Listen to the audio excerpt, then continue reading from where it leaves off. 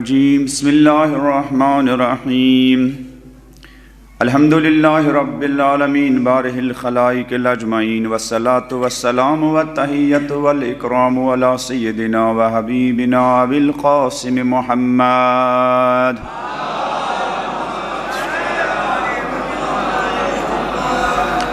الذی بعث لیتمم مکارم الاخلاق وانہ لعلی خلق عظیم وعلى أهل بيته الطيبين الطاهرين المعصومين الذين أذهب الله عنهم الرجس وطهرهم تطهيرا.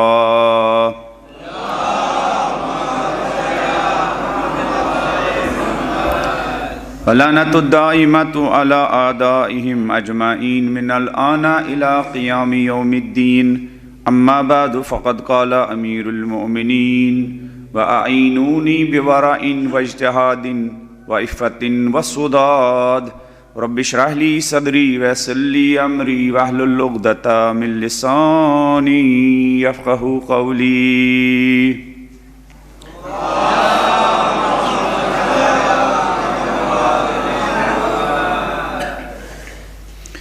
خالق کائنات کا لاکھ لاکھ شکر کہ ہم فرش اعضاء پر بیٹھے ہیں، ذکر اہل بیت، ذکر سیدۃ النساء العالمین فاطمۃ الزہرا کرنے کے لیے.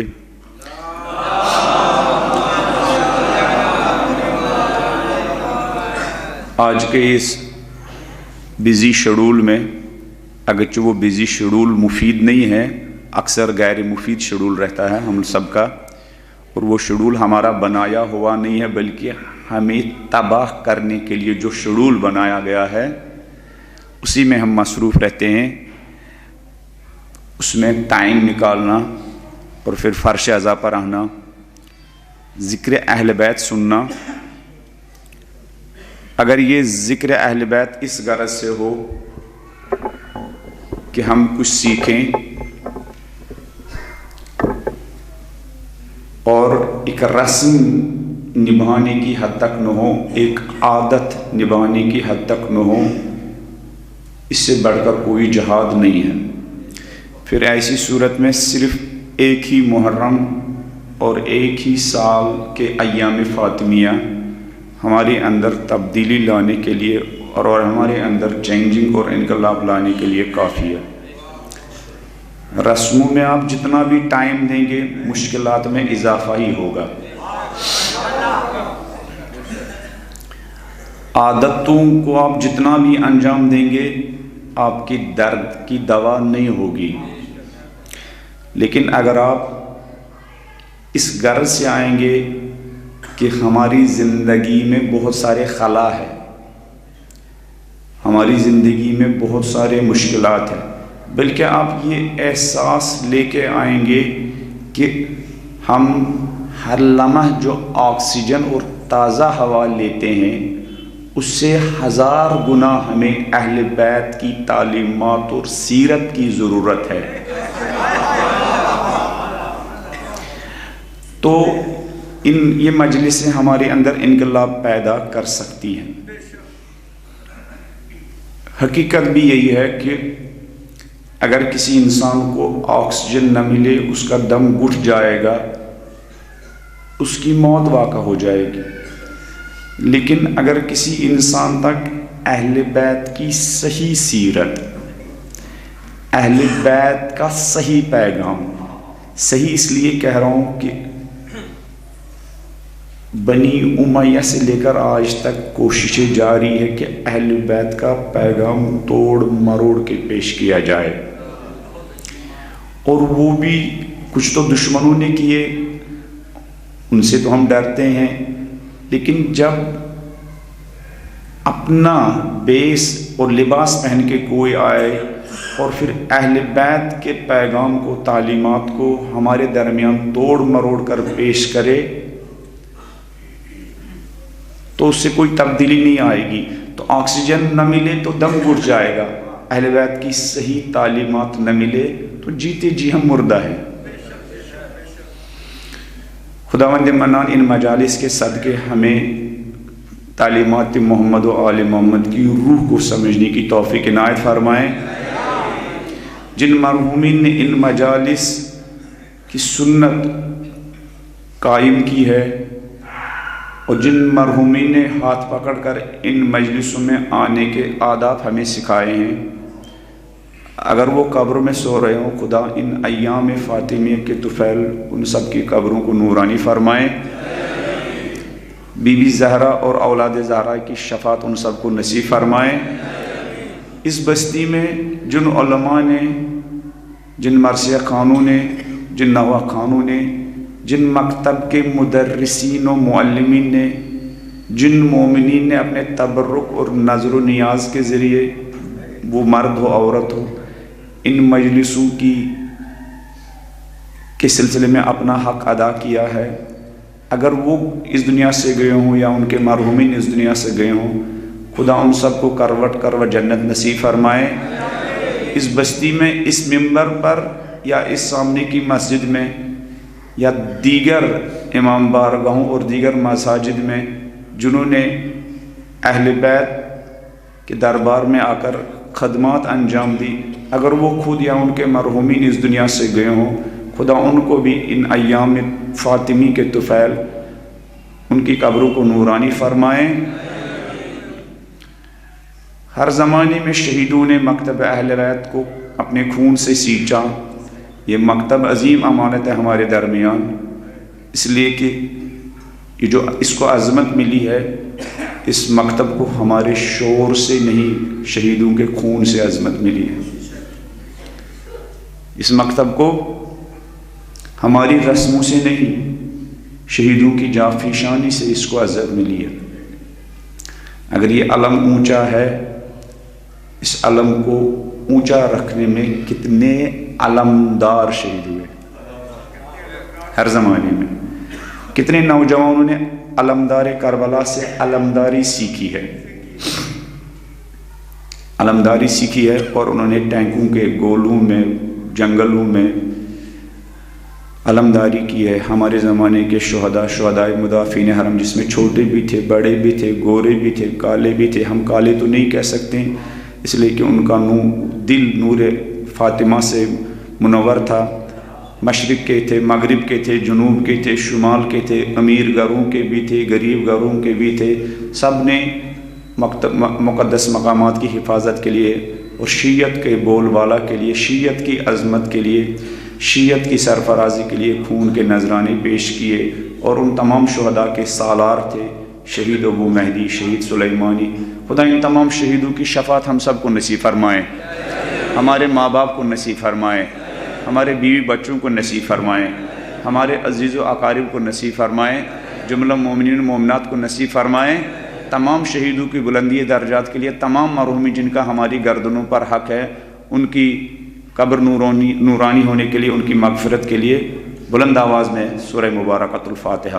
بسم اللہ الرحمن الرحیم، الحمدللہ رب العالمین، الرحمن الرحیم، مالک یوم الدین، ایاک نعبد و ایاک نستعین، اہدنا الصراط المستقیم، صراط الذین انعمت علیہم غیر المغضوب علیہم ولا الضالین۔ بسم اللہ الرحمن الرحیم، قل هو اللہ احد اللہ الصمد لم یلد ولم یولد ولم یکن لہ کفوا احد۔ اپنی صحت و سلامتی کے لیے جن کے سروں پر ماں باپ کا سایہ ہے، ان کی صحت و سلامتی کے لیے اپنے بیوی بچوں اور عزیز و اقارب جو آپ کے ارد گرد ہمسایہ ہے، آپ ان کے ساتھ آپ کی بنتی ہو یا نہ بنتی ہو، ان کی صحت و سلامتی کے لیے، دین کے تمام خدمت گزاروں جو یہاں خدمت انجام دیتے ہیں، پوری دنیا میں خدمت انجام دیتے ہیں، خصوصاً دل سے یہ دعا کرنی چاہیے، خصوصاً فرزندان زہرا حضرت آیت اللہ عظمہ سید علی خامنی، حضرت آیت اللہ عظمہ سید علی سیستانی، سید مقامت سید حسن نصر اللہ، اور اس خط پر رواں دواں جتنے بھی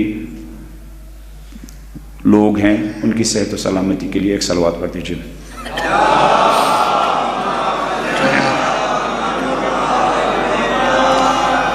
مولا علی علیہ السلام کی حدیث جو لیٹر نمبر مکتوب نمبر 45 میں اس کی تلاوت کا شرف حاصل کیا ہے، طالب علمانہ انداز میں ہم نے اس پر تھوڑی سی گفتگو کی۔ پھر میں ریپیٹ کرتا ہوں، مولا فرماتے ہیں اپنا طرز زندگی بیان کرنے کے بعد امام کا طرز زندگی جو ہوتا ہے रहबर का जो तर्ज ज़िंदगी होता है, वो तर्ज ज़िंदगी बयान करने के बाद मौला फरमाते ला तक़दिरून अला ज़ालिक, तुम ऐसा नहीं कर सकते हो, वलाकिन आइनूनी बिवराइन, मगर तुम मेरी मदद करो। इस जुमले में दर्द भी है, इस जुमले में दर्द भी है कि इमाम हमसे कह रहे हैं वअइनूनी, तुम मेरी मदद करो, जबकि जो चीज़ें मौला कह रहे हैं वो हमारी अपनी ही मदद है, लेकिन मौला कहते हैं नहीं, अगर तुम ऐसा बनोगे गोया तुम लोगों ने मेरी मदद की है। तकवा का फ़ायदा हमें पहुँचेगा, दीन के सिलसिले में वरा का फ़ायदा मुझे पहुँचेगा, दीन के सिलसिले में एहतियात और संभल संभल के चलने से मुझे फ़ायदा पहुँचेगा। मौला फरमाते हैं अगर तुम ऐसा करोगे तुमने मेरी मदद की, इसलिए कि जब किसी दीन पर चलने वाले के अच्छे कारनामे होते हैं, लोग उस दीन के रहबर और रहनुमा ही को वो क्रेडिट देते हैं। उसका उल्टा भी होता है, जब किसी कौम के पैरोकार, किसी मज़हब के पैरोकार, किसी धर्म के पैरोकार बुरा भला कहते हैं, तो जो उसका सरचश्मा होता कहते हैं हाँ इनको ऐसा सिखाया ही गया है। इसीलिए अहले बैत ने कोई बात छोड़ी ही नहीं। अहले बैत ने ये भी कहा है कि ऐसी ज़िंदगी बसर करो कि तुम हमारे लिए क्या कूना लना ज़ैनन वला तो कूना अलैना शैनन, ऐसी ज़िंदगी बसर करो कि तुम हमारे लिए बाइस ज़ीनत बनो, ऐसी ज़िंदगी बसर मत करो कि तुम हमारे लिए बाइस ज़िल्लत बनो। एक इंसान दुकान पर हलाल व हराम का ख्याल रख के, एक इंसान दुकान पर कस्टमर के साथ, खरीदार के साथ खुश अखलाकी के साथ पेश आकर उनके दुकान पर आया कोई चीज़ लेने के लिए, वो उनको सलाम करता है, रेस्पेक्ट करता है, अगर मौका और महल हो तो उसको बिठाता है, लीजिए चचा जब तक मैं आपका सामान तैयार करता हूँ, ये लीजिए एक कप चाय पी लीजिए, ये लीजिए एक गिलास पानी पी लीजिए, ये लीजिए मैंने कुछ चने यहाँ रखे हैं, ये लीजिए सर्दी का मौसम है, आप कुछ मूँगफली के 2 दाने खा लीजिए, तब तक मैं आपका काम भी क्या कर देता हूँ, मैं अपने इससे जो मेरे इसमें नौकर हैं उनसे कह देता हूँ आपका सामान तैयार करें। हाँ, तो वो सामान भी खरीदेगा, लेकिन सामान खरीदने के साथ साथ क्या वो आपके अंदर ही से आपकी और आपके पेशवा की तारीफ भी करेगा। वो अंदर से कहेगा कि भाई सौदा बेचने वाले बहुत कम हैं, सौदा बेचने वाले बहुत ज़्यादा है, अखलाक के साथ सामान बेचने वाले बहुत कम हैं। हो सकता है वो बरजस्ता आपसे क्या देखता रहे कि जब वो चाय पीता रहेगा ना, वो आपकी तरफ देखता रहेगा कि आमतौर तो दुकानों पर क्या उनके साथ तो बात भी नहीं कर सकते हैं, ये देखो ये किस प्यारे अंदाज में गुफ्तगू कर रहा है। वो आपसे पूछ भी सकता है कि आपने इस तरह की दुकानदारी कहाँ से सीखी है, आपने इस तरह की क्या ये अखलाक कहाँ से सीखे। इसलिए पहले ही दिन शायद यहाँ या किसी और जगह मैंने कहा, बहराइच में कहा, अहले बैत ने अपने शयूं से कहा तुम लोग चलते फिरते मुबल्लिग बनो। दीन की तबलीग के लिए, ये जुमला सुनिएगा, यहाँ उलमा भी बैठे हैं, मैं उनकी तौहीन नहीं कर चाहता हूँ, इनका इतना एहतराम है, जिनका आप इतना एहतराम करेंगे गोया आपने इमाम सादिक का एहतराम किया। जितना आप इन उलमा का एहतराम करेंगे ना, मुझे हक की तालीम को छोड़िए, मुझे तो इस मेंबर पर बैठने का भी हक नहीं है। अब ये उलमा, अब ये तालिब इल्म, अब ये नौजवान बुलाते हैं तो बैठ जाता हूँ, वरना हक नहीं है, इसलिए कि मिंबर के लिए भी उसका अहल चाहिए। तो क्या मैं कह रहा हूं कि दीन की तबलीग के लिए सर पर बड़ा अमामा रखने की जरूरत नहीं है। दीन की तबलीग के लिए सर पर बड़ा अमामा रखने की जरूरत नहीं है।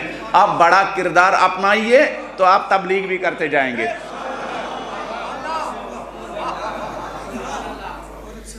वल्लाह दीन की तबलीग करने के लिए, ये जुमला पता है किनका है? ये मेरा जुमला नहीं है। इस वक्त आलमी तशय्यु का इफ्तिखार आयतुल्लाह जवादी आमिली। कभी इन उलमा से पूछिएगा कि आयतुल्लाह जवादी आमिली क्या है। सैकड़ों किताबों और सैकड़ों शागिर्दों की तरबियत करने वाले आयतुल्लाह जवादी आमिली, इनकी एक क्लिप भी है शहीद सुलेमानी के बारे में। मुझे मौका मिला मैं बताऊंगी। खुद ये आयत जवादी आमिली तफसीर तस्नीम इनकी पता नहीं 150 जिल्दों तक पहुंच चुकी है। इनका जुमला है کہ مجلسوں کے ذریعے، تبلیغ کے ذریعے، تقریروں کے ذریعے، گفتگو کے ذریعے 2% لوگ بھی دین کی طرف نہیں آتے ہیں۔ 90% لوگ اخلاق کی وجہ سے دین کی طرف آتے ہیں۔ کتنے پرسنٹ؟ 90% سے زیادہ لوگ۔ اسی لیے پیغمبر کے بارے میں خدا نے کہا کہ انک لعلی خلق عظیم۔ خلق عظیم کا سب سے کارگر ہتھیار پیغمبر کے ہاتھ میں تھا۔ خود پیغمبر کو، اتنے عظیم پیغمبر کو خدا نے یہ چنوتی دی، وارننگ دی، چنوتی دی، وارننگ دی۔ کہا کہ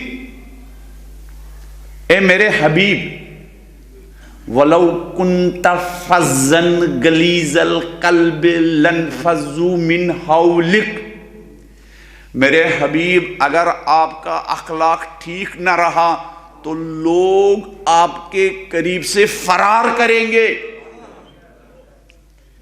نبی کے بارے میں کہا، خود خدا، یہ قرآن کی آیت ہے، وَلَوْ كُنْتَ فَظًّا غَلِيظَ الْقَلْبِ، اگر آپ سنگ دل بنیں گے، اگر آپ کو لوگوں کے ساتھ بات کرنے کا انداز اور ڈھنگ ٹھیک نہ ہو تو پیغمبر ہونے کے باوجود بھی کوئی آپ کے قریب نہیں بیٹھے گا۔ یہ جو لوگ اتنی ساری دشمنیوں کے باوجود آپ کے ارد گرد بیٹھتے ہیں، اس میں آپ کے اخلاق کا کردار ہے۔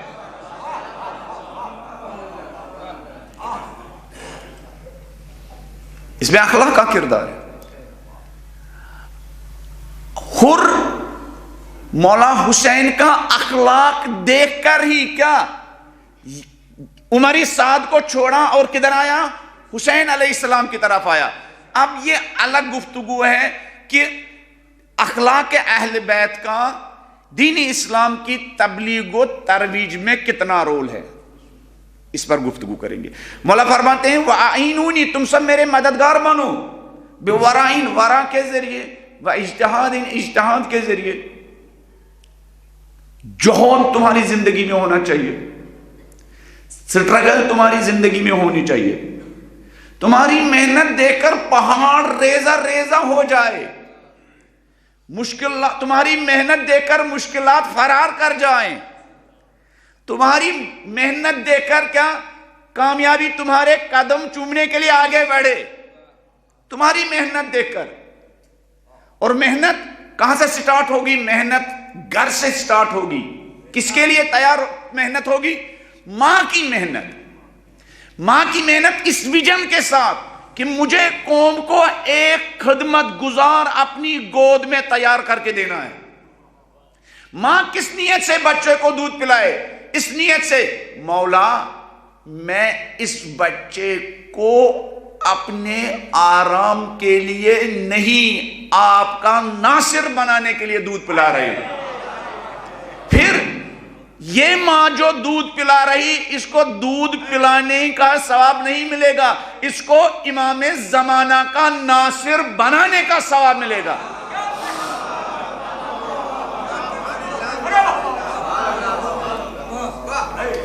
جو آپ زیارتوں میں کہتے ہیں نا، پروردگار کاش میں کربلا میں ہوتا، نہیں، اس وقت بھی کربلا ہے، کربلا میں حسین کو انصار کی ضرورت ہے، اس وقت بھی پردے غیب میں فرزند حسین کا انصار کے انتظار میں ہے۔ جو ماں اپنی تربیت کے ذریعے اپنی گود میں ناصر حسین تیار کرے، وہی گویا حسین سے کہہ رہی ہے کہ کاش میں کربلا میں ہوتی۔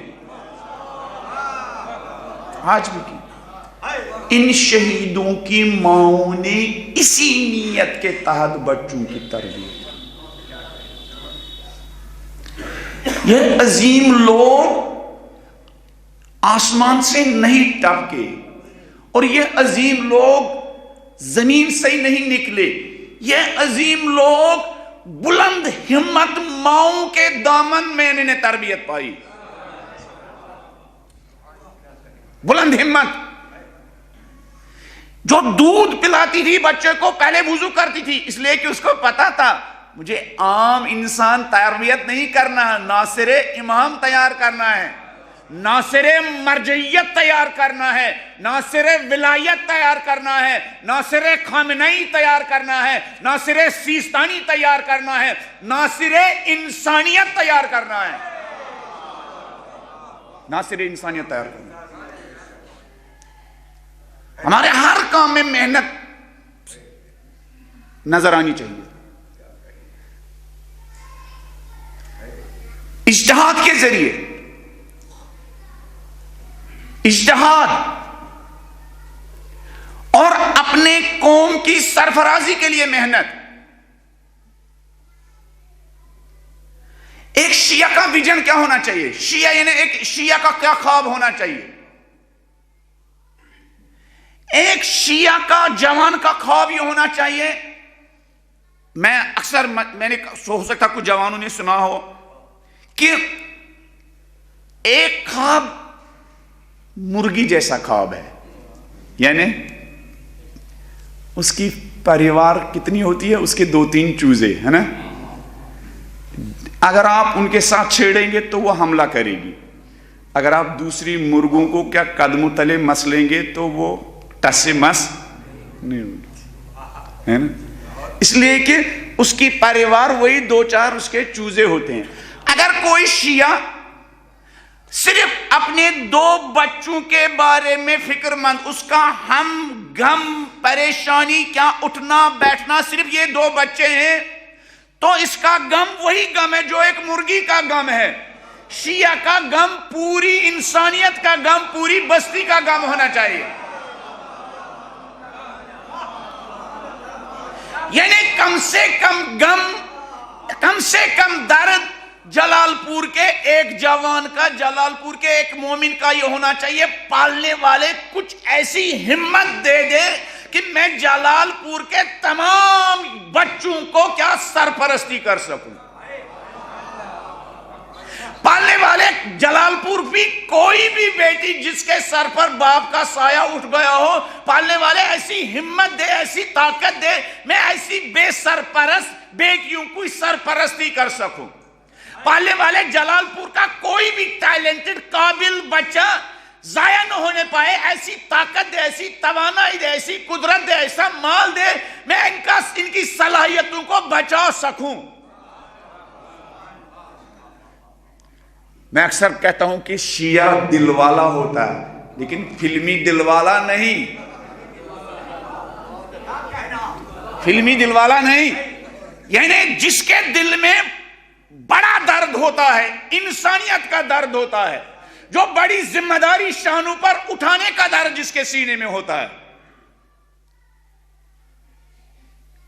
جس سے رہا نہ جائے کہ جلال پور کا کوئی مومن بھوکا سوئے، جلال پور کا کوئی مومن پریشان ہو بچوں کے فیس کے بارے میں، جلال پور کا کوئی ماں بچوں کی شادی کے بارے میں پریشان ہو، جلال پور کی کوئی مومن کا مکان کے بارے میں پریشان ہو، جلال پور کا کوئی مومن کووڈ میں پریشانی ہوئی، بزنس کا فیلئر ہے، بزنس کی پریشانی ہے، اس کی وجہ سے ایک سب کا درد سینے میں رکھنے والا، اس کو کہتے ہیں مدد کرو۔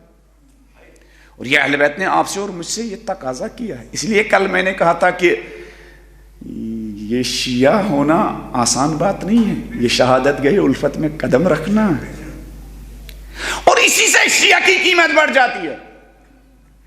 یہی درد انسان کی قیمت بڑھاتا ہے۔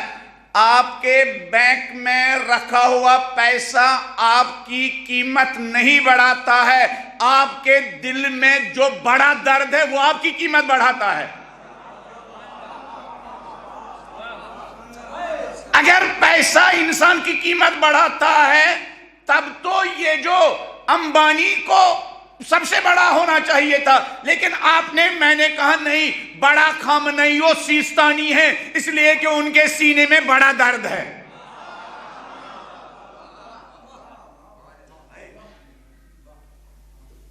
وہ خربوں کے مالک ہے لیکن پھر بھی بوریا نشین ہے نا؟ وہ بھائی امبانی بڑا آدمی ہے یا خامنئی صاحب یا سیستانی صاحب؟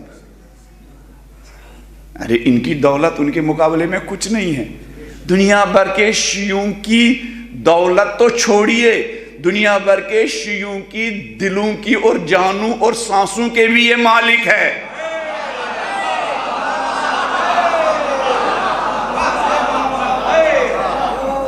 ایک زمانے میں پروپیگنڈا کیا گیا تھا خامنئی صاحب کے بارے میں کہ ان کے یہاں اتنا پیسہ ہے، اور پھر کچھ الزامات بھی لگائے گئے تھے. میں نے کشمیر میں کہا تھا ان کو کیلکولیشن اور حساب کرنے میں کیا غلطی ہوئی ہے.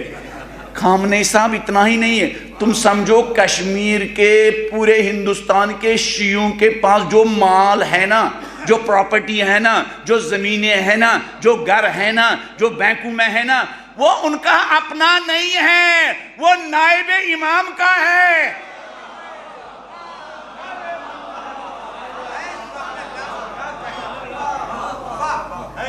وہ نائب امام کا ہے. تو انسان کو بڑا، کون سی چیز انسان کو بڑھاتی ہے؟ بقول اقبال کے، اقبال کہتے ہیں اگر یہ درد بڑا درد ہے، اقبال کہتے ہیں پھر بھی اے ماہ مبین تو اور ہے میں اور ہوں. درد جس پہلو میں اٹھتا ہے وہ پہلو اور ہے. ماہ مبین قیمت تیری نہیں ہے. ماہ مبین کہاں تو اور کہاں وہ بڑا دل والا انسان. اس بڑے دل والے مومن کے مقابلے میں اس ماہ مبین کی کوئی قیمت نہیں ہے. جو دل انسانیت کے لیے تڑپتا ہو، جو دل غریبوں کے لیے تڑپتا ہو، جو دل بے سہاروں کے لیے تڑپتا ہو، جو دل لاچاروں کے لیے تڑپتا ہو، جو دل درد مندوں کے لیے تڑپتا ہو، جو دل کیا مسکینوں لاچاروں کے لیے تڑپتا ہو، جو دل پریشان انسانوں کے لیے پریشان ہوتا ہو، پھر بھی اے ماہ مبین تو اور ہے میں اور ہوں. درد جس پہلو میں اٹھتا ہے وہ پہلو اور. یہ درد ان مجالس میں، یہ درد ہمیں حاصل کرنا. یہی درد فاطمہ میں تھا. فاطمہ کے دل میں یہی درد.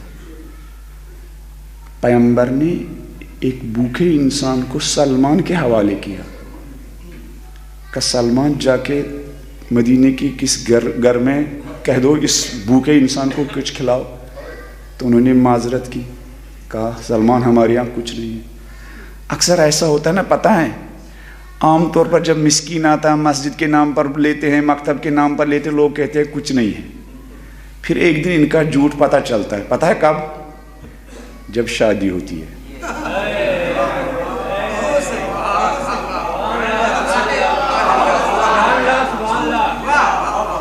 مجھے کہتا تھا ارے معاف کیجئے، مجھے کہتا تھا معاف کیجئے، آج بڑی مشکلات ہیں، کووڈ ہے وہ ہے.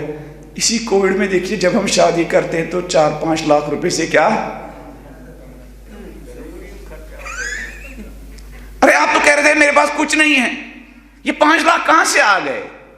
دراصل وہ درد مند دل کی کمی ہے، وہ تڑپنے والا دل اس کی کمی ہے، وہ روح دین کی کمی ہے کہ آپ لوگوں کو راضی کرنے کے لیے 5 لاکھ روپیہ خرچ کرنے کے لیے تیار ہے، وہاں جہاں خدا رسول اور امام زمانہ کی مرضی ہے. جب دروازے پر کوئی مانگنے آتا ہے آپ ان سے کہتے ہیں معاف کیجئے کچھ نہیں ہے. ہے تو بہت کچھ لیکن دینے والا دل نہیں ہے.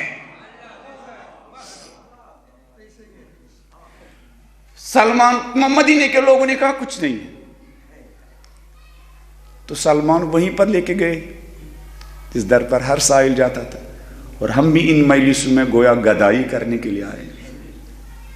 اگر آ جائیں، ہمیں نہیں آتا نا، ہمیں نہیں آتا، ان شہیدوں کو آتا تھا. تو بی بی نے کہا سلمان میرے گھر میں بھی کچھ نہیں ہے. سلمان نے سائل کا ہاتھ پکڑا، نکلنے لگا. تو بی بی نے کہا سلمان کہاں لے کے جا رہے ہو؟ مگر آپ آج تک دیکھا ہے کوئی سائل، کوئی بھوکا، کوئی پیاسا اس دروازے سے خالی گیا ہوا؟ رکو سلمان. اقبال کہتے ہیں، یہیں پر جا کے اقبال کہتے ہیں اقبال کہتے ہیں بہر محتاجی دلش آنگون سوک چادر خود را بہ یہودی فروخت. اقبال کہتے ہیں یہی موقع تھا. سلمان سے بی بی نے کہا سلمان یہ لو میری چادر فلان یہودی کے پاس گروی رکھو, اس سے کچھ اناج لو تاکہ میں اس بھوکے کو کچھ کھلا سکوں. درد, بڑا دل. سلمان وہ چادر لے کے گئے یہودی کے پاس. یہودی نے پوچھا سلمان یہ کیا ہے, یہ کس کی چادر ہے؟ کہا یہ نبی آخر زمان محمد مصطفیٰ کی بیٹی کی چادر ہے. ایک سائل آیا تھا, فاطمہ کے گھر میں کچھ نہیں تھا. فاطمہ نے کہا یہ یہودی کے پاس گروی رکھو اور اس سے مقابلے میں کیا کچھ اناج لو تاکہ میں اس کو کچھ کھلا سکوں. فاطمہ کی چادر کا اثر. یہ جو خامنئی و سیستانی سب کچھ سب چادر زہرا کا صدقہ ہے. کاش ہم اس چادر کے سائے میں آ جائے, ان ایام فاطمہ میں. کاش ہماری زندگی ہم اس چادر کے سائے میں آ جائے. تو سلمان کہتا ہے کہ یہودی نے کہا اچھا یہ ہے نبی آخر الزمان کی اولاد. وہ سلمان سے کہا چلو مجھے بھی وہی لے جاؤ اس دروازے پر. وہ یہودی اناج لے کے بھی آیا, چادر سلمان کے ہاتھ میں. وہیں جا کے فاطمۃ الزہرا کے در پر لا الہ الا اللہ محمد الرسول اللہ کا کلمہ پڑھا. بہر محتاجی دلش آنگون سوک. اقبال کہتے ہیں محتاج کے لیے فاطمہ اتنی تڑپی, کہا یہ چادر گروی رکھو مگر ایک کوئی بھوکا مدینے کا میرے دروازے پر آئے اور میں جلال پور کے مومنوں کی طرف سے ہندوستان کے مومنوں کی طرف میں ان سے کہوں سلمان آج معاف کرو, آج گھر میں کچھ نہیں ہے. درد فاطمی, فاطمہ کا درد, فاطمہ کی جدوجہد.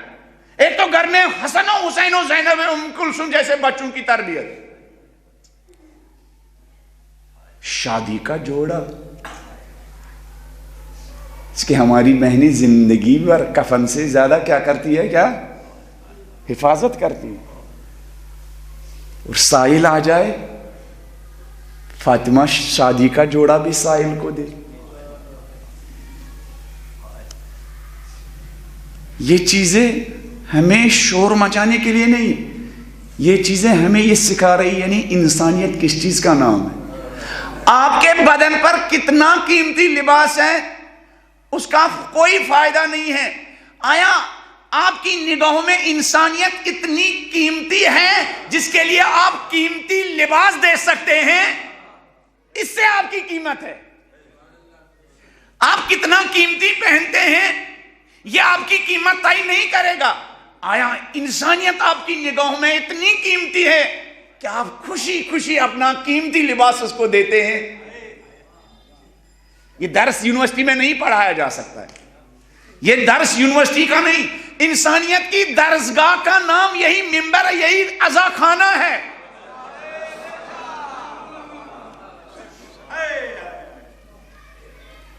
قوم کی سربلندی کے لیے جدوجہد.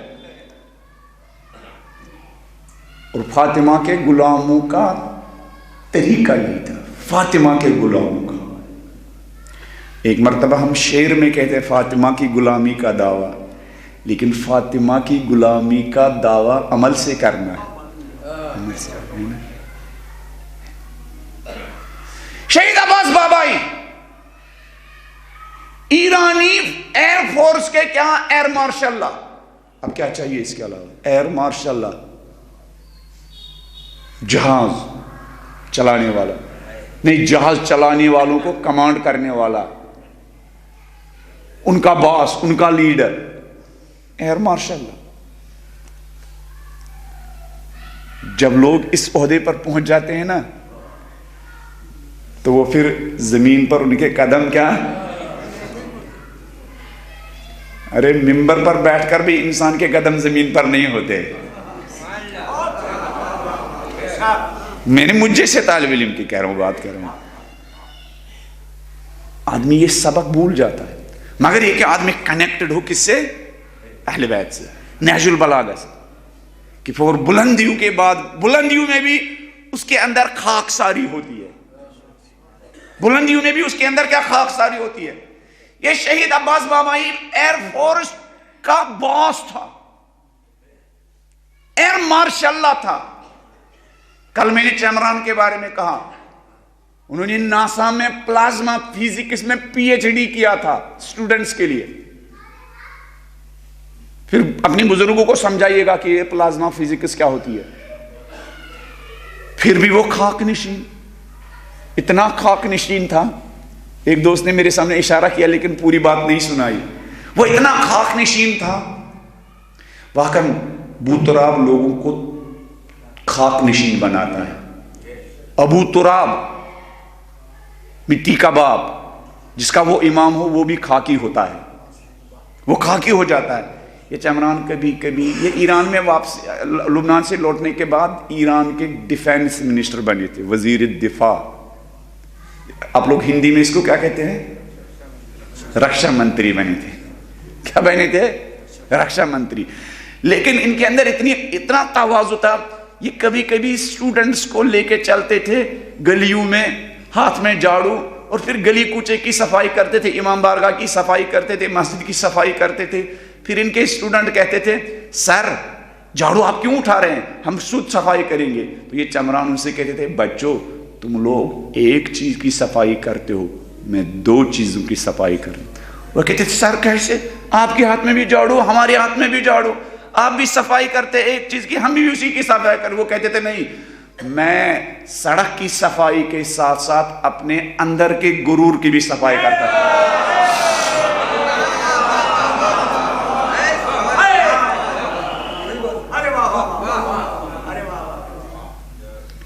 واقعا کتنا آسان ہے ایک آدمی جلال پور کا سب سے امیر آدمی ہو، اور پھر جب لوگ محرم میں رمضان میں مسجد کی صفائی کریں، وہ آگے آگے جھاڑو لے، نوجوان کے ساتھ ساتھ امام بارگاہ کی صفائی کرے، مسجد کی صفائی کرے، گلی کی صفائی کرے۔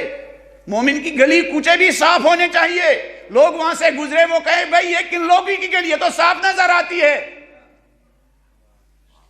تو کہا میں دو چیزوں کی صفائی کرتا ہوں، تم لوگ سڑک صرف صاف کرتے ہو، میں وزیر دفاع ہوں، رکشا منتری ہوں، ڈیفینس منسٹر ہوں، وزیر دفاع ہوں۔ میں نے وزارت کی وجہ سے، منسٹر کی وجہ سے، کرسی پر بیٹھنے کی وجہ سے جو ایگو، جو انا، جو غرور، جو گھمنڈ ہوتا ہے، یہ جھاڑو لے کر میں اس کو صاف کر دیتا ہوں۔ تو یہ شہید عباس بابا اسی کیلیبر کے، اسی مزاج کے، اسی خمیر کے انسان، جس چھاونی میں رہتے تھے، اس چھاونی کے ارد گرد ایک علاقہ تھا، غریب علاقہ تھا، اتنی خدمت کی تھی انہوں نے اس علاقے کی۔ ان کی شہادت کے بعد اس گاؤں کا نام عباس آباد رکھا گیا تھا۔ ان کی ماں کہتی ہے کہ اکثر و بیشتر یہ گاڑی سے آتے تھے، مجھ سے کہتے تھے اماں چلو، کہاں چلنا ہے؟ اماں آؤ تو ایک گھر میں جانا ہے رات کے اندھیرے میں۔ میں دیکھتی تھی گاڑی کے پیچھے سامان بھرا ہوا، چاول بھرا ہوا، آٹا ہے، تیل ہے، شکر ہے، چائے ہے، مختلف چیزیں ہیں۔ بیٹا کہاں لے کے جانا؟ اماں جب ہم پہنچیں گے میں آپ کو بتاؤں گا۔ پھر ان کی ماں کہتی ہے پھر ہم ایک گاؤں میں پہنچ جاتے تھے، پھر مجھ سے دور سے اشارہ کرتے تھے اماں وہ مکان دیکھ رہے ہیں نا، اس کا دروازہ کھٹکھٹانا اور یہ سارا بوجھ، یہ سارا سامان ان کو دینا ہے۔ ان کی ماں کا کہنا ہے کہ یہ گاڑی کی لائٹ آن رکھتے تھے، خود گاڑی میں بیٹھتے تھے، سامان میں لے کے جاتی تھی، جب دروازے کے قریب پہنچ جاتی تھی میں تو یہ عباس لائٹ گاڑی کی پھر آف کرتے تھے، اور پھر میں جب واپس آتی تھی دیوار کو تھامتے ہوئے پہنچ جاتی تھی۔ میں کیا دیکھتی تھی؟ میں دیکھتی تھی میرا بیٹا عباس، ایئر مارشل اللہ عباس، گاڑی کی سٹیئرنگ کے ساتھ کیا سر رکھے ہوئے رو رہے ہیں۔ میں ان سے کہتی، ان کا سر اوپر اٹھاتی تھی، عباس رو کیوں رہے ہو؟ کہا اماں ان علی کے ماننے والوں کی خدمت کا حق ادا نہیں ہوتا ہے۔ میں ان سے پوچھتی تھی بیٹا وہ لائٹ آف کیوں کی؟ میں بوڑھی ماں گر سکتی تھی۔ کہا اماں ایک چیز کا خوف تھا کہ یہ عورت جو سامان لے گی کہیں آپ کو پہچان نہ لے، کل دن کی روشنی میں اگر آپ اسے ملے گی تو اس بیچاری کو شرمندگی اٹھانی پڑے گی۔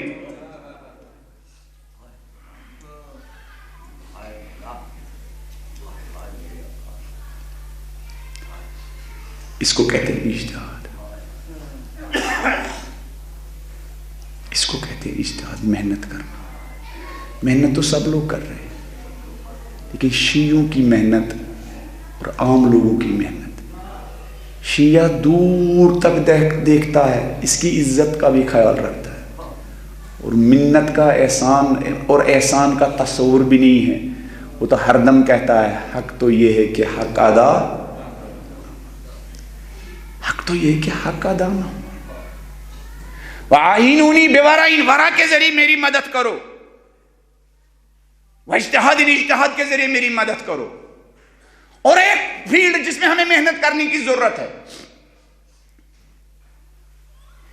جس میں سب سے زیادہ ہمیں سیریس ہونا ہے، وہ قوم کے ہر فرد کے ذہنوں تک اہل بیت علیہم السلام کے صحیح تعلیمات اور ان کی سیرت پہنچانا ہے۔ کیوں؟ یہ جس خدمت کا میں نے ذکر کیا ہے، یہ خدمت لوگوں کی جسم کی خدمت ہے، جسم کی خدمت سے اہم لوگوں کے ذہنوں کی خدمت ہے۔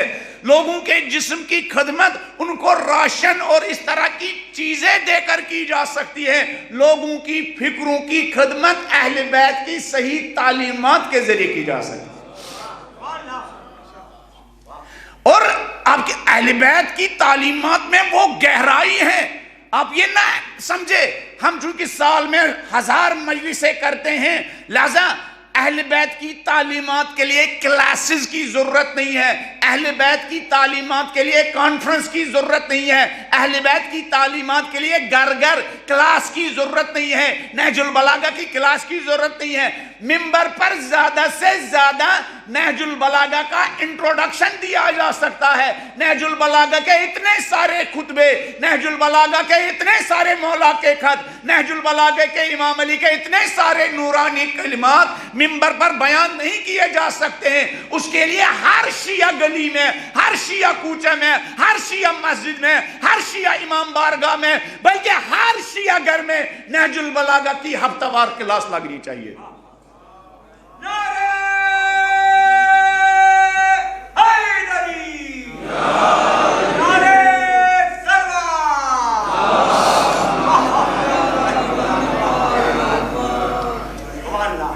نہج البلاغہ، اگر ان فکروں کو انجینئرنگ کی بات کر رہے ہیں، اب تو گاؤں گاؤں بلڈنگوں کے بارے میں انجینئرنگ ہو رہی ہے، بلڈنگوں کی انجینئرنگ، سڑکوں کی انجینئرنگ، روڈوں کی انجینئرنگ، روڈوں کی انجینئرنگ سے زیادہ، سڑکوں کی انجینئرنگ سے زیادہ، مکانوں کی انجینئرنگ سے زیادہ، پلوں کی انجینئرنگ سے زیادہ خود ان گھر میں رہنے والوں کی انجینئرنگ، ان پلوں پر چلنے والوں کی انجینئرنگ، ان سڑکوں اور گلیوں میں کوچوں میں چلنے والے لوگوں کی انجینئرنگ اہم ہے۔ پتہ نہیں آپ نے غور کیا؟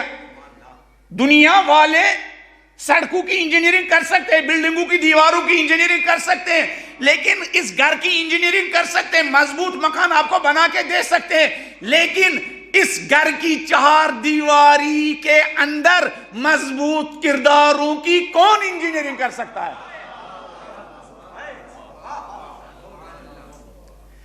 گھر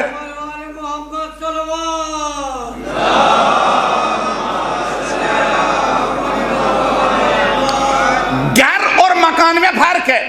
مکان انجینئر بناتا ہے اور گھر دین بناتا ہے۔ مکان وہ ہے جس کی 4 دیواریں مضبوط ہو، گھر وہ ہے جس کے ممبرز اور جس کے اندر جو رہنے والے ہیں ان کا اخلاق اور ان کا دین مضبوط ہو۔ مکان بنانا انجینئر کا کام ہے اور اس گھر میں رہنے والے افراد کو دیندار بنانا یہ قرآن و اہل بیت کا کام ہے۔ آج ہم گھروں کی ظاہری انجینئرنگ کے بارے میں، مضبوطی کے بارے میں فکر مند ہے، لیکن کون ہے، کون سا سسٹم ہے، کون سا میکانزم ہے جس کی وجہ سے ماں اور بیٹے کے درمیان، بیٹے اور باپ کے درمیان، بھائیوں اور بھائیوں کے درمیان، بھائیوں اور بہنوں کے درمیان، ایک ہمسائے اور دوسرے ہمسائے کے درمیان کون ان کے رشتوں کو مضبوط کر سکتا ہے؟ اس میکانزم کا نام ہے کیا؟ اسلام۔ اس میکانزم کا نام اسلام۔ ایسے بچے جن بچوں کو دیکھ کر ماں باپ جنت کی خوشبو محسوس کرے، ایسے بچے کہ جن بچوں کو دیکھ کر ماں باپ جنت کی خوشبو محسوس کرے۔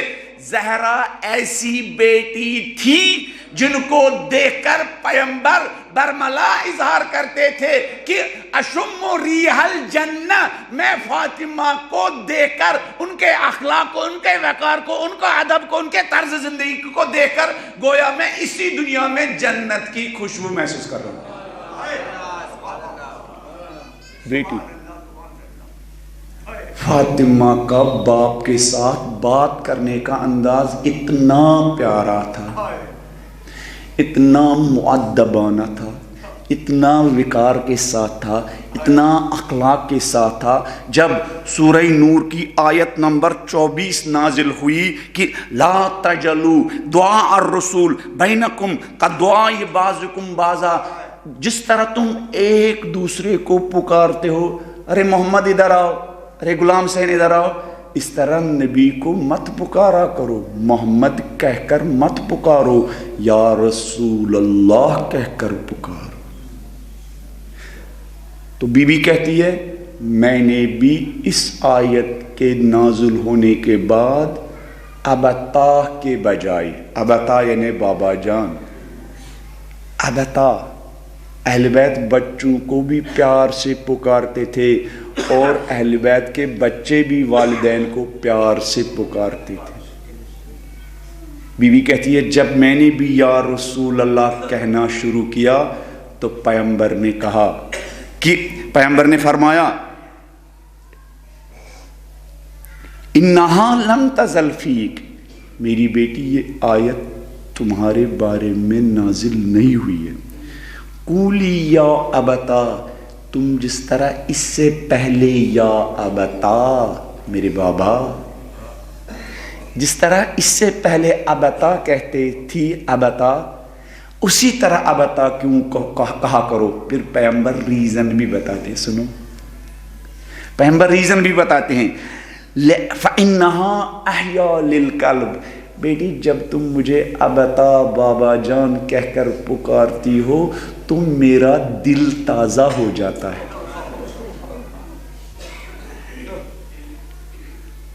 آج کے بچوں کو ماں باپ کے ساتھ بات کرنا نہیں آتا، سوشل میڈیا واٹس ایپ کے سارے کانٹیکٹس کے ساتھ کس پیار سے باتیں کرتے ہیں۔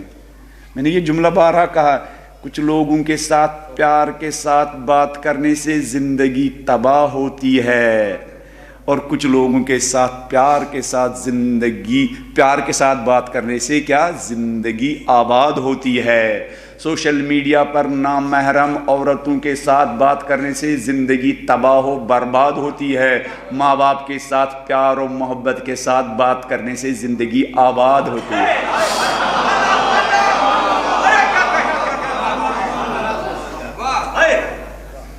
بتاؤ پیغمبر فرماتے ہیں بیٹی تم وہی جس پیار سے تم مجھے پکارتی، ابتا بابا، میرے پیارے بابا جان، فَإِنَّهَا أَحْيَا لِلْقَلْبِ، جب میں تمہاری زبان سے یہ جملہ سنتا ہوں، فَإِنَّهَا أَحْيَا لِلْقَلْبِ، میرا دل تازہ ہو جاتا ہے، میری آنکھوں کو روشنی ملتی ہے، میرے دل کو ٹھنڈک پہنچتی ہے۔ کہ آج کے بچے پھٹ پھٹ انگلش بولتے ہیں، ہے نا؟ پھٹ پھٹ انگلش بولنے والوں کو باپ کے ساتھ ماں کے ساتھ بات کرنے کی تمیز نہیں ہے۔ انگلش بولنا اس بات کی علامت نہیں ہے کہ آپ اچھی اولاد بھی ہیں۔ اگر آپ کو انگلش نہیں بولنا آتا ہے لیکن ماں باپ کے ساتھ ادب کے ساتھ بات کرنا آتا ہے تو یہ انسانیت اور ادب کی نشانی ہے۔ شہید قاسم سلیمانی ایسی اولاد تھی، ایسی اولاد، ایسی اولاد. انہوں نے فاطمہ الزہرا کے، وہ فاطمہ الزہرا کے غلام تھے، صرف زبان سے نہیں، عمل سے. جس طرح پیغمبر کو سکون ملتا تھا فاطمہ کی باتوں سے، علی کو فاطمہ کی باتوں سے سکون ملتا تھا. شریک حیات کیسی ہو؟ شریک حیات وہ نہیں ہے جو صبح شام گھر سے نکلتے وقت کیا ایک پوری لسٹ دے اپنے شوہر کو، اور شام کو دروازہ کھولنے سے پہلے ان سے پوچھے ساری چیزیں لائے یا نہیں. اگر کوئی چیز، کسی چیز کی کمی ہو تو وہیں پر کیا اپنی غصے کا کیا کرے، اظہار کرے، وہیں پر وہی کاغذ پھاڑ دے. میں کتنی بدقسمت ہوں، میں کس گھر میں کیا نہیں. فاطمی شریک حیات یعنی جو شوہر کے لیے بوجھ نہ بنے. جیسے علی کہتے ہیں فاطمہ میرے لیے بوجھ نہیں تھی، فاطمہ نے کبھی مجھے ایسی خواہش نہیں کی، کسی چیز کی خواہش نہیں کی، کسی چیز کی خواہش نہیں کی. فاطمی شریک حیات جو شوہر کے بیل بجانے کے بعد دروازے تک پہنچ جائے، ایک گلاس پانی ٹھنڈا لے کے الحمدللہ آپ گھر پہنچ گئے، یہ کتنی بڑی نعمت ہے. شوہر صحیح و سالم گھر پہنچ گیا. بھائی آج انسان گھر سے نکلتا ہے، بائک ایکسیڈنٹ، ہارٹ اٹیک، پتہ نہیں کہاں سے کہاں ہو جاتا ہے. چلتے چلتے لوگوں کے کیا باتیں کرتے کرتے ان کی کیا ہوتی نا، ان کا دم گھٹ جاتا، وہیں چلے جاتے ہیں. صحیح و سالم واپس آیا، صحیح، پروردگار تیرا لاکھ لاکھ شکر، بڑی نعمت میرے گھر میں آ گئی، میرا شوہر پھر آ گیا، میں اس کی خدمت کر سکتا ہوں. اچھا فاطمی شوہر کون ہے، علوی شوہر کون ہے؟ کھانے کو ہاتھ لگایا. اب چونکہ بازار میں انسان کا ٹیسٹ کیا ہو گیا، بدل گیا ہے. پھر جب گھر پہنچ جاتا ہے نا، پھر اس کو یہ پھیکا پھیکا سا لگتا ہے. ارے آپ کو کھانا ہی نہیں بنانا آتا ہے. فاطمی شوہر ہے جو بیوی کے پھیکے کھانے کو بھی کیا ٹیسٹ کے ساتھ کھائے، اور اپنے بیوی کا ہاتھ چومے، اپنے بیوی کا شکریہ ادا کرے، اپنے بیوی کے مرحوم ماں باپ کو بھی کیا رحمت و مغفرت کی دعائیں دے.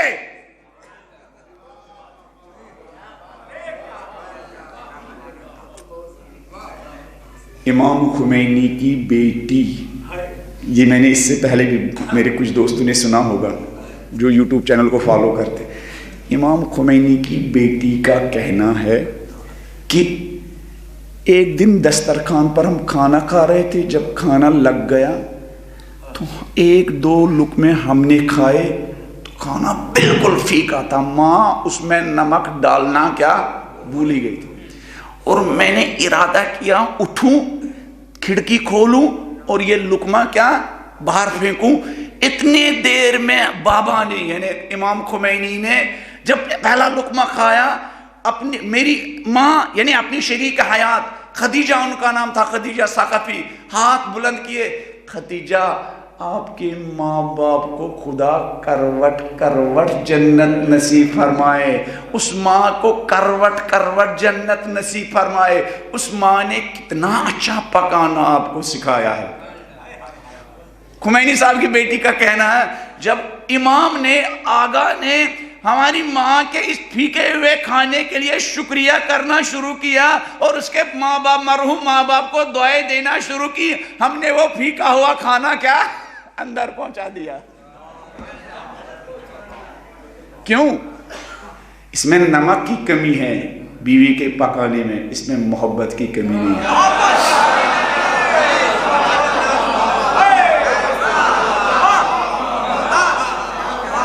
اور باہر جو کچھ آپ کھاتے ہیں اس میں سارے کیمیکلز ملے ہوئے ہوتے ہیں. وہ کیمیکلز کی وجہ سے ٹیسٹی ہوتا ہے. اس میں بہن جیسی محبت، بیٹی جیسی محبت، ماں جیسی محبت.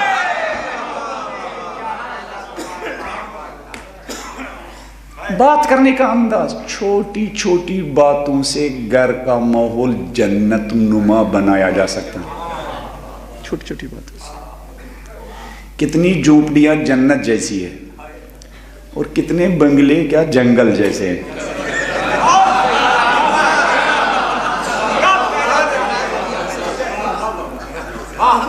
کتنی جھونپڑیوں میں یہ احساس ہے، ماں نے چولہے کے سامنے 1 گھنٹہ دیا، کھڑے ہو کر یہ کھانا تیار کیا، بہن نے 40-45 ڈگری گرمی میں کچن میں یہ کھانا تیار کیا، شریک حیات نے روزہ رکھنے کے باوجود یہ کھانا تیار کیا۔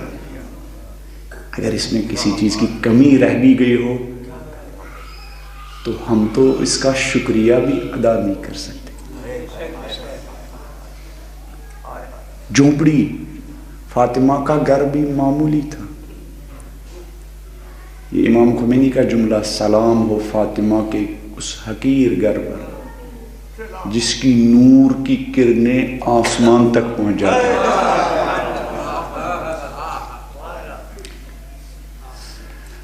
تو معاشرے میں، معاشرے کی ایک بڑی خدمت، معاشرے کی فکر کی خدمت، معاشرے کی روح کی خدمت،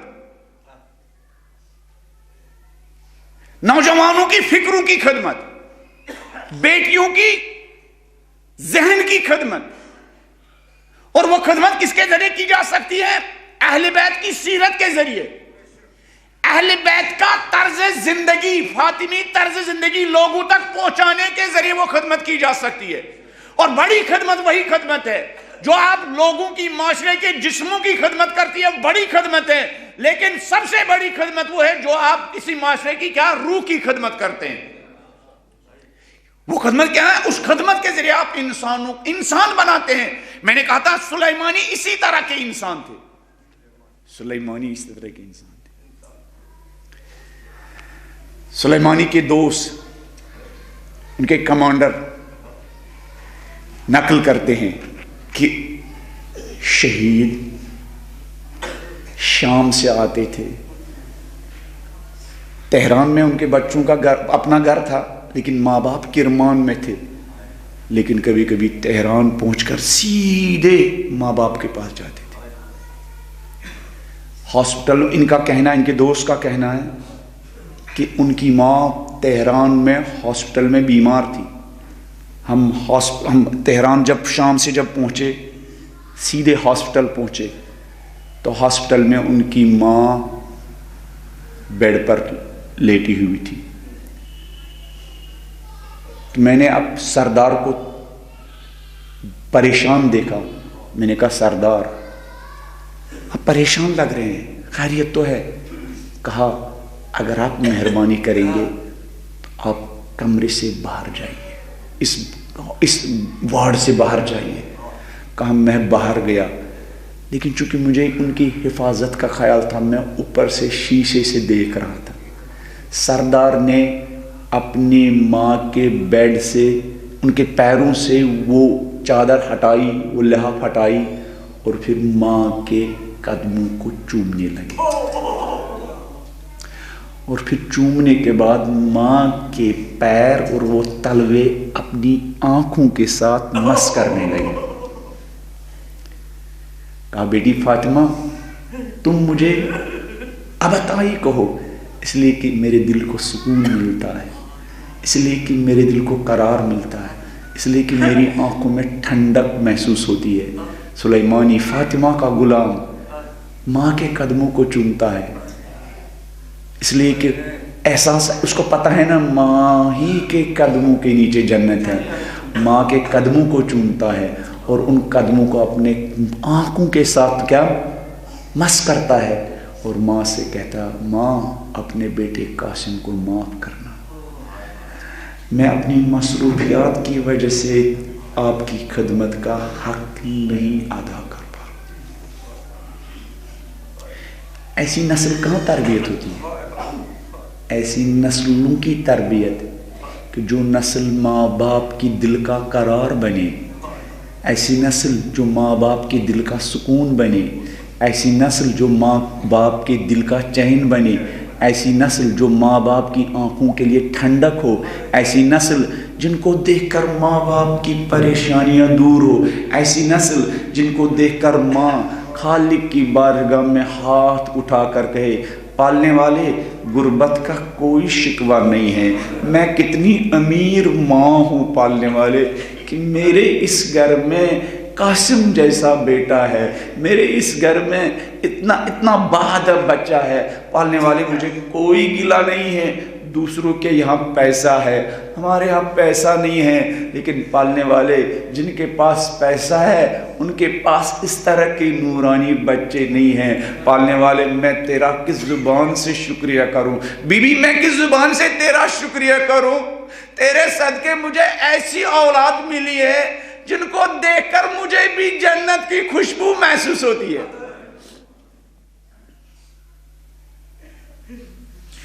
ان ایام میں، ایام فاطمہ میں ہم سب کو، ہمارے نوجوانوں کو اپنا کھویا ہوا سرمایہ ڈھونڈنا ہے، ہمارے بزرگوں کو کھویا ہوا سرمایہ ڈھونڈنا ہے۔ وہ کھویا ہوا سرمایہ کیا ہے؟ ادب و اخلاق و انسانیت۔ ہماری بہنوں کو، بیٹیوں کو کھویا ہوا سرمایہ ڈھونڈنا ہے۔ آج آخری مجلس سے ایک اور سلیمانی، بیوی نے بی بی سے پیغمبر نے کہا نہیں تم ابتا کہو۔ پیغمبر کہتے تھے فاطمہ کو دیکھتا ہوں تو میں جنت کی خوشبو محسوس کرتا ہوں۔ علی فرماتے ہیں فاطمہ کو دیکھتا ہوں تو میرے دل کو قرار ملتا ہے، قرۃ عین۔ ہم کنٹینیوسلی حدیث کساں میں پڑھتے ہیں، وہ سب ایک دوسرے کے لیے قرۃ عین، آنکھوں کی ٹھنڈک تھے، لیکن ہم رسموں میں پڑھتے جا رہے ہیں۔ یہ پیغام بھی نہیں لینا ہے۔ صالح بچے وہ ہوتے ہیں، صالح اولاد وہ ہوتی ہے کہ جن کو دیکھ کر، جن کی بات کو دیکھ کر، جن کے اٹھنے کے انداز میں، جن کے خدمت کے انداز میں ماں باپ یہ احساس کرے کہ یہ تو لگ رہا ہے ایک فرشتہ ہے، یہ تو لگ رہا ہے جنت کا ایک نمونہ ہے۔ جیسے ہے بھی حدیث الولد الصالح ریحانۃ من ریاحین الجنہ، کہ صالح اولاد جنت کے پھولوں میں سے ایک پھول ہے۔ صالح اولاد جنت کے پھولوں میں سے ایک پھول ہے۔ اسی سلیمانی کے بارے میں ہے، سلیمانی کے بارے میں جدوجہد کس فیلڈ میں؟ لوگوں کی خدمت کے لیے، چاہے لوگوں کی جسمانی مشکلات ہو، چاہے لوگوں کی روحانی خدمت ہو، ہر فیلڈ میں شیعہ کو آگے آگے ہونا چاہیے۔ جسموں کی خدمت بھی ہمارے ذمہ جیسے اہل بیت کرتے تھے، لوگوں کی فکر کی خدمت ہمارے ذمہ جیسے اہل بیت کرتے تھے، لوگوں کے خیالات کی ذمہ داری ہمارے ذمہ، لوگوں کی ظاہر کی بھی خدمت، لوگوں کے باطن کی بھی خدمت، لوگوں کے اندر کی دنیا کی بھی خدمت، لوگوں کے باطن کی خدمت بھی ہمارے ذمہ ہے۔ اور پھر اسی خدمت کے سائے میں ایسی نسل تیار ہوتی ہے کہ قاسم سلیمانی صرف ماں کے لیے آنکھوں کی ٹھنڈک نہیں تھا، وہ دنیا کے تمام مظلوموں کی آنکھوں کی ٹھنڈک تھا۔ سلیمانی فقط اپنے ماں باپ کے لیے آنکھوں کی ٹھنڈک نہیں تھا، سلیمانی ہر درد مند انسان کی آنکھوں کی ٹھنڈک تھی۔ آپ سلیمانی کے غم میں کیوں روئے تھے؟ اس لیے کہ وہ دور ان کی کلپ دیکھ کر، ان کے فوٹو دیکھ کر آپ نے اندازہ لگایا تھا اس کے کردار میں مالک اشتر کے کردار کی جھلک نظر آتی ہے۔ آپ کو کیا نظر آ رہا تھا؟ آپ کیوں روئے تھے؟ آپ کیوں اشک بار ہوئے تھے؟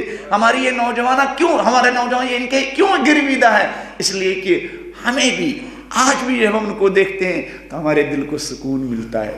جب ہم اس وقت زندگی میں سلیمانی کو دیکھتے تھے ہمارا دل یہاں مطمئن تھا، سلیمانی ہے، مقدس مقامات کے مقابلے میں کوئی گندی آنکھ، میلی آنکھ کیا دیکھ نہیں سکتی ہے۔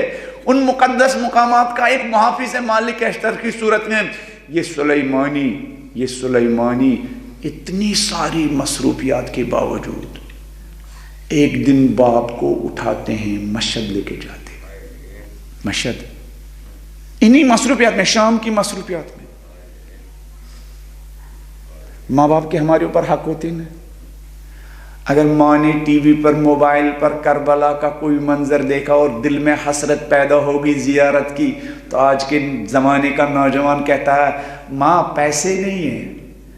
بھائی پیسے جو بینک میں رکھے ہوئے ہیں، ماں کی آرزو پوری کر کے ان پیسوں کی ویلیو بڑھا دو۔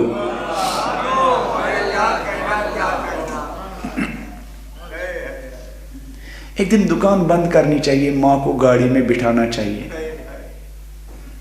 دور ایک دوسری جگہ لے جائے ان کو، ماں کو اپنے رشتہ داروں کے پاس لے جاؤ، اپنے ماموں کے گھر لے جاؤ۔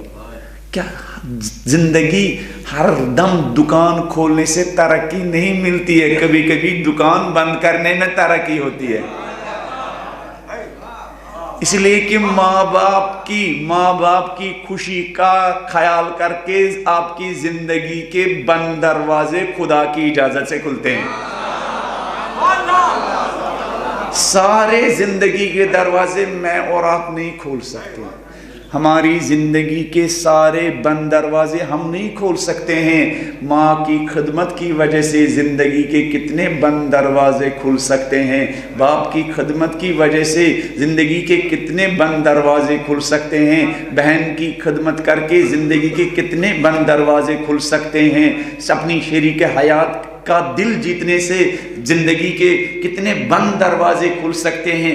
غریب اور بے سہاروں کو سہارا دے کے زندگی کے کتنے بند دروازے کھل سکتے ہیں. سلیمانی اتنی ساری مصروفیت کے باوجود میں یہ وثوق کے ساتھ کہہ سکتا ہوں ہمارے مراجع کے بعد جو شیعوں میں سب سے زیادہ مصروف اور بزی انسان تھا وہ قاسم سلیمانی تھا. اور وہ اپنے لیے نہیں تھا، وہ آپ کے لیے تھا، وہ میرے لیے تھا، وہ محروم کے لیے تھا، وہ بے کسوں کے لیے تھا. ان کے دوست کہتے ہیں مشہد لے کے گئے قاسم سلیمانی اپنے والد کو. جب امام رضا کی زیارت کروائی، پھر جب وہ بڑا صحن جو زائرین امام رضا نے دیکھا، صحن جامع رضوی، وہاں اپنے باپ کو لے کے آئے ویل چیئر پر. اپنے دوستوں سے کہا ایک ٹپ لا سکتے ہو؟ وہ ٹپ لے کے آئے. ان سے کہا نیم گرم پانی لا سکتے ہو؟ ان کے دوستوں نے نیم گرم پانی لایا اور قاسم سلیمانی نے اپنے باپ کے ویل چیئر کے سامنے رکھا. اپنے باپ کے دونوں قدم اس ٹپ میں ڈالے اور اس سردار نے، اس دلوں کے سردار نے، اس آسمانی سردار نے، اس علوی سردار نے، اس زینب کے سردار نے وہیں امام رضا کے روزے میں اپنے باپ کے دونوں قدم صاف کرنا اور دھلنا شروع کیے. باپ کے قدم دھلنے کے بعد ہاتھ جوڑ کر اپنے اس باپ سے کہا جو ویل چیئر پر تھا، کہا بابا ایک آرزو ہے، کافی عرصہ ہو گیا میری وہ آرزو پوری نہیں ہو رہی ہے. کہا بابا اب آپ انہی قدموں کے ساتھ امام رضا کے روزے میں جائیں گے. امام سے کہنا آقا میرے بیٹے کو ایک تمنا ہے، میرے بیٹے کی وہ تمنا پوری ہو جائے. امام سے کہنا کب سے میرے بیٹے کے دل میں شہادت کی تمنا ہے. اللہ اکبر. اس باپ نے بھی کہا ہوگا، پالنے والے اس باپ نے امام رضا سے کہا ہوگا میرے مولا میرے آقا میں کتنا امیر باپ ہوں، میرے مولا میرا سردار جس کے ارد گرد لاکھوں جوان، لاکھوں زینب کے غلام طواف کرتے، میرے مولا وہ کس انداز میں میری خدمت کرتا ہے. میرے مولا اتنی ساری مصروفیت کے باوجود میری آرزو کا خیال رہتا ہے، میرے دل کا خیال رہتا ہے. میرے مولا میرے آقا وہ میری آرزوؤں کا خیال رکھتا ہے، میری تمناؤں کا خیال رکھتا ہے.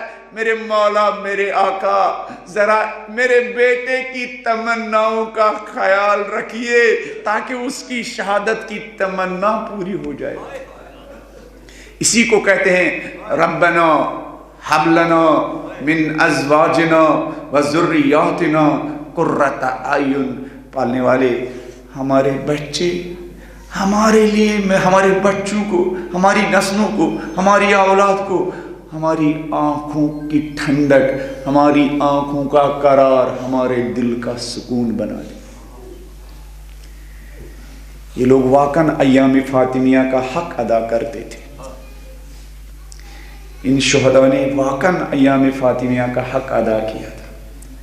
یہ رسم پالنے کے لیے نہیں آتے تھے، زندگی کا مقصد سیکھنے کے لیے آتے تھے.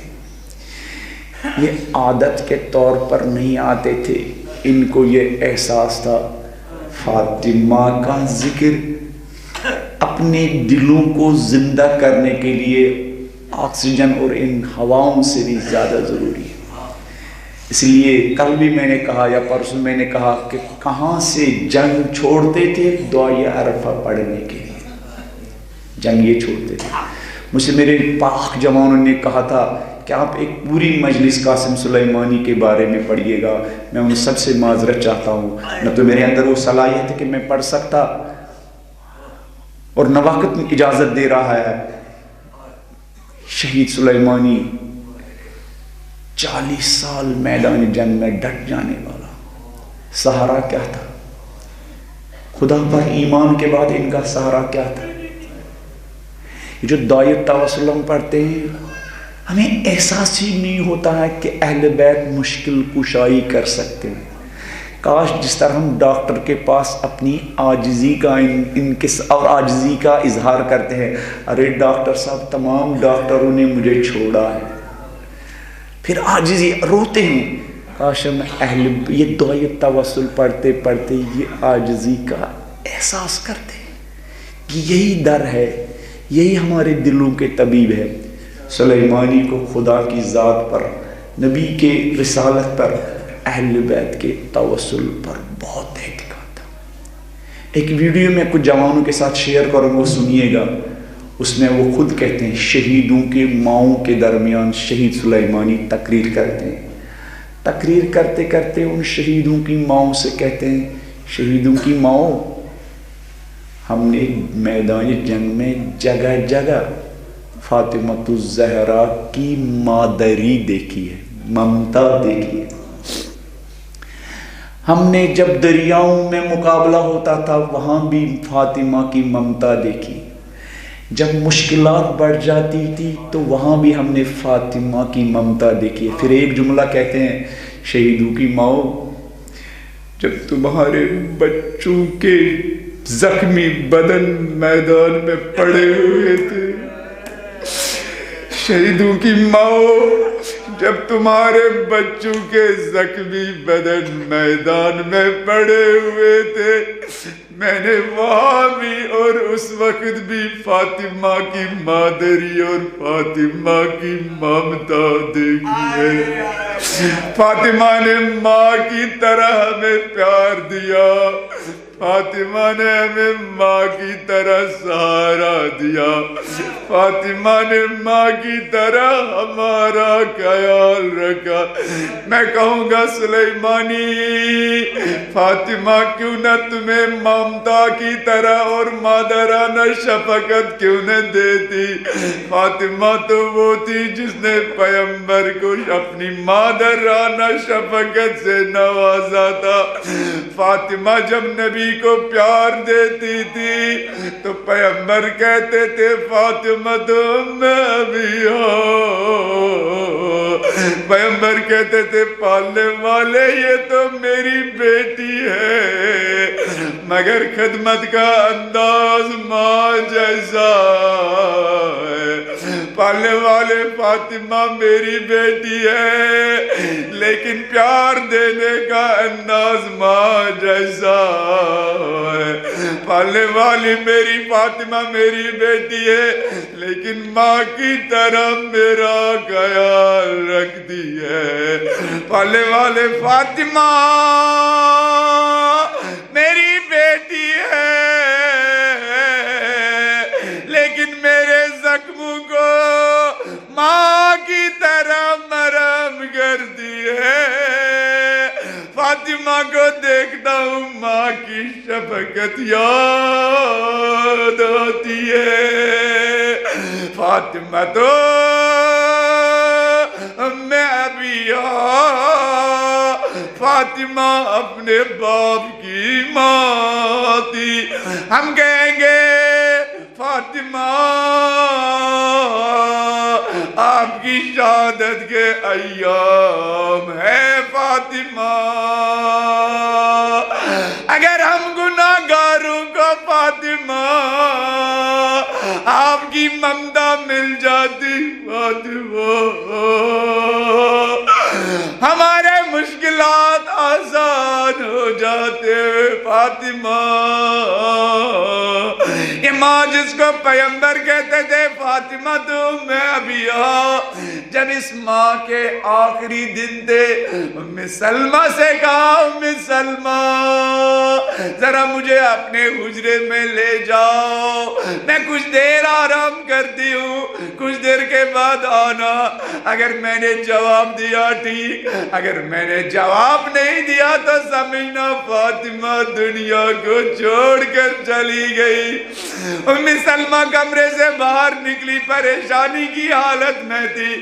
ایک مرتبہ خیال آیا ذرا دیکھوں فاطمہ کو، اندر گئی، فاطمہ کو آواز دی، کوئی جواب نہیں آیا۔ ام سلمہ کو پتہ چلا فاطمہ دنیا کو چھوڑ کر جا چکی ہے، لہذا فاطمہ کو آواز دی، فاطمہ میرے نبی کو میرا سلام کہہ دینا۔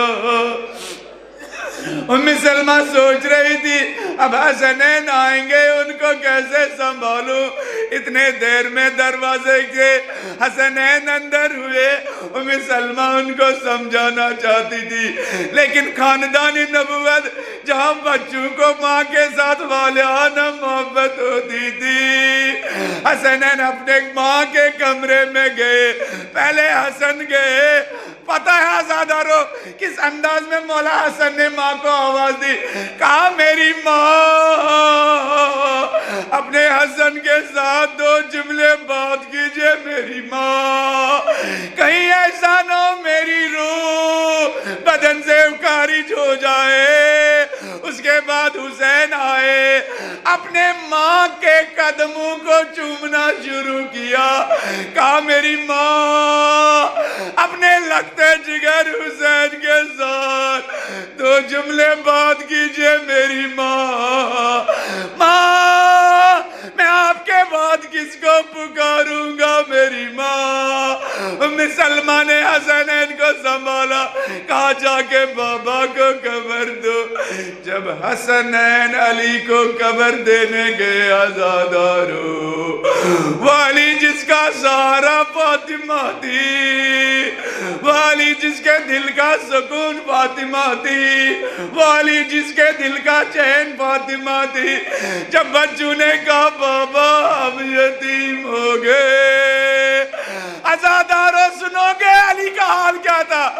علی چہرے کے بل زمین پر گر گئے۔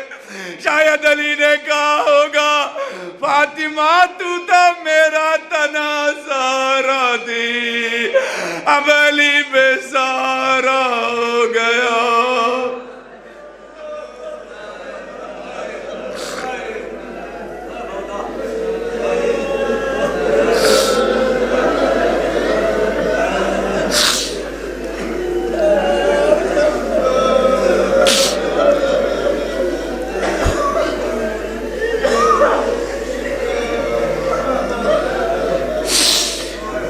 اِنَّا لِلَّهِ وَإِنَّا إِلَيْهِ رَاجِعُونَ رِزْقًا بِقَضَائِهِ وَتَسْلِيمًا لِأَمْرِهِ اِنَّا لِلَّهِ وَإِنَّا إِلَيْهِ رَاجِعُونَ رِزْقًا بِقَضَائِهِ وَتَسْلِيمًا لِأَمْرِهِ۔